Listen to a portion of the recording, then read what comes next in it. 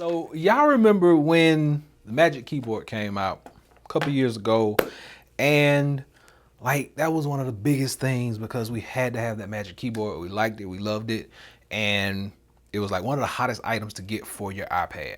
So they made it in an 11-inch model and they made it in the 12.9-inch model. I think I got too much stuff out here on this desk today, but I digress from that point. This is Average Tech Guy, and today we are going to be talking about some devices that might make you think twice about purchasing a Magic Keyboard. So let's talk about it.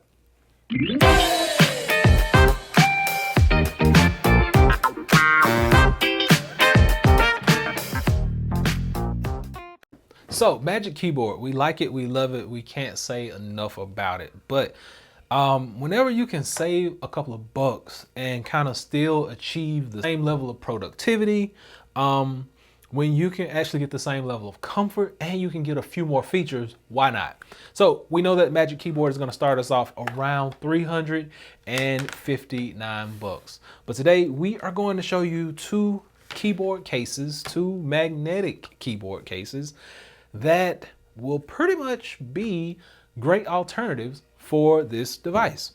So the first thing we are going to do is talk about the ESR Rebound. So the ESR Rebound is basically just a shell of a case that has magnetic backing. So this is what you actually get. When you sit the iPad up on there, you get a Magic Keyboard alternative that gives you different standing angles. Now that is as far back as it goes, but everything else is pretty comfortable. Now, price on this one is going to run you about 100 bucks. Keep that in mind. There is a model for the 12.9 iPad as well. It's going to be about $10, $15 more, but it's not 350 bucks. So key travel on here. I got pretty decent sized hands. Key travel is still pretty nice. No issues there. My only problem is there is a very small, very short space bar. That is the only issue. And this is connected via Bluetooth. So when you turn your Bluetooth on, when you turn the keyboard on, you do get all day battery life, and they don't actually give you a specific amount of battery time. They just say all day battery life. And it does have an auto off feature. So if you don't use it in about 10 minutes, it's going to shut itself down so it conserves power. You do have backlights, and you can probably see those. You got about 8 different lights that you can scroll through and about 4 different levels of brightness that you can go through. I like that feature. Another feature that I really appreciated, and I think you guys will really like this as well, is the ability to have a full shortcut row. It has a full dedicated shortcut row up top, and that's something that the Magic Keyboard does not have. So Apple, please, on your next Magic Keyboard variation, throw a shortcut row on there. Please do something. If third-party companies can do it, I know you can do it.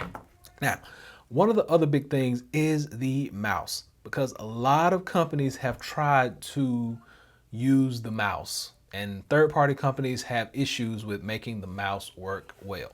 Now, this one, I'm not going to say is perfect, but it's probably one of the best versions of a mouse that I've seen on the iPad. The scrolling is pretty on point. From time to time, you may get a little hiccup there, here and there, but for the most part, it's on point. Fingers up takes you back home. 2 fingers down brings you here, and you actually have different, when we talked about these, let's go turning volume up, turning volume down, muting, and let's go here and take the device back home. If I can find that home, there we go. And you want to lock the device down, boom. So your shortcuts work seamlessly. There's no issue with the shortcuts, and boom, rest my finger there, open it up, you're good to go. And then on top of all that, oh, well, first off, it does charge with USB Type-C. So they give you a USB Type-C charger on the inside, and this is your on-off switch over here.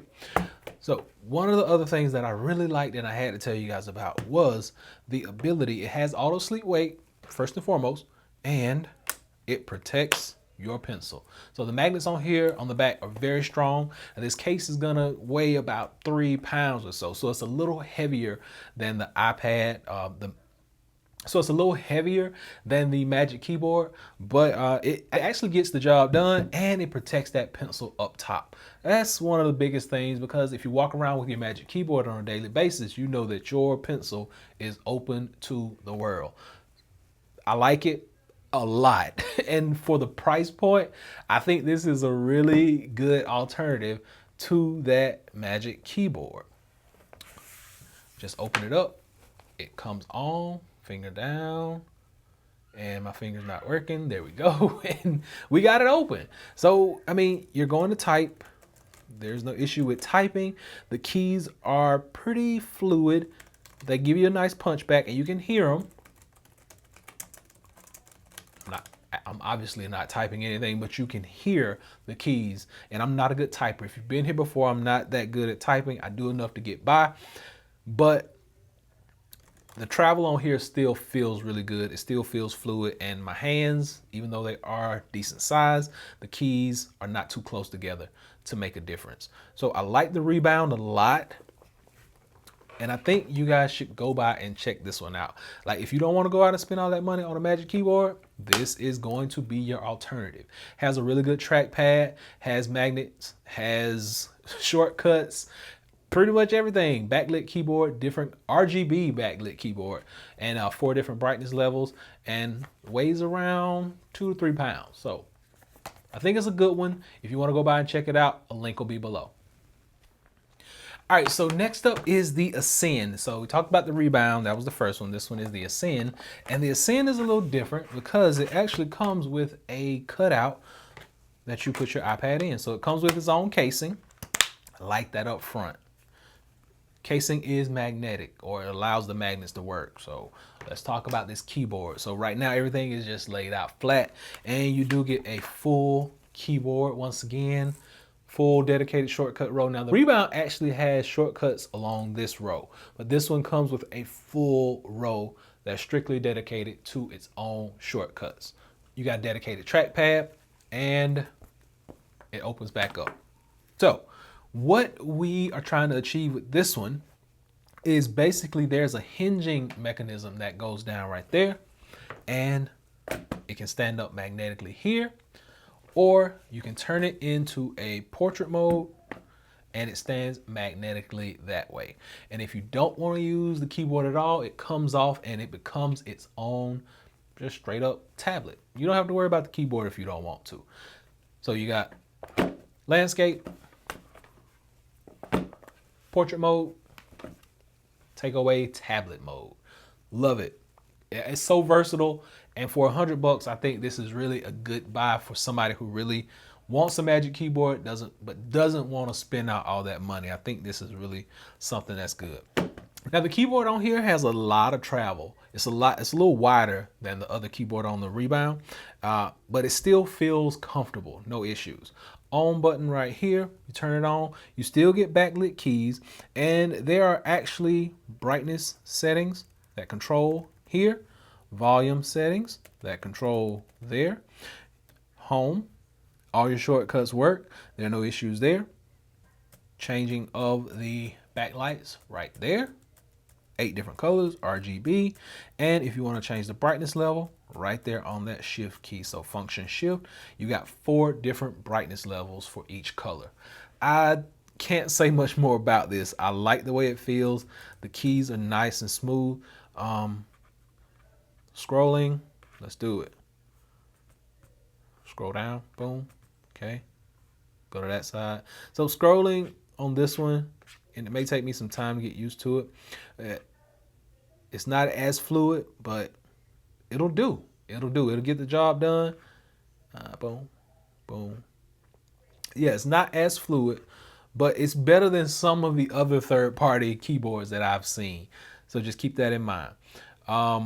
And you can always go and change these settings. So if you come down to settings, and once you're in settings, if you scroll down to where it says general, and you go to trackpad mouse, you can change your speed. You can change natural scrolling. You can change secondary click, and you can actually make it where you can tap to click versus having to like press in to click, hard click. And when you get done, you swipe up and you go back home. There we go. So 2 great keyboards from ESR. I think you are going to like these. And this one actually has that same auto sleep wake and pencil protection on the top.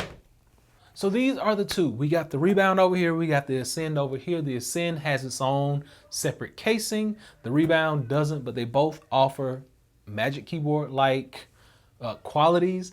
They offer the same experience. Trackpad is better on the Rebound than was on the Ascend.